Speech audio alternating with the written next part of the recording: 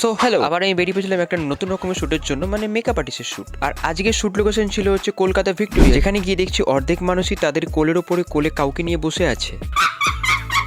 তো মডেল ছিল মেনলি দুটো। ও লাভলি। দেখো ঝিল পাড়ের ধারে মডেল পোজ মারে। ফার্স্ট যে মডেলটা ছিল তাকে দেখাতে আমার ভুল হয়ে গেছিলো, কারণ এই মডেলটাকে নিয়ে অনেকক্ষণ ধরে ফটো তোলার সিজন চলছিল। হ্যাঁ, একটু দাঁড়াও, কানা ঠিক করে 1 মিনিট। আরে তুমি তাড়াতাড়ি তোলো না। তো অনেকক্ষণ ঝিলপাড়ের ধারে ফটো তোলার পর হাঁপিয়ে গেছিলেন, তাই জন্য ভাবলাম যেন একটু পাশের সিটে বসিয়ে কিছু ফটো তুলি। আর তারপর ফটো দেখার পর মডেলের কিছু রিয়াকশনগুলো এরকম টাইপের ছিল।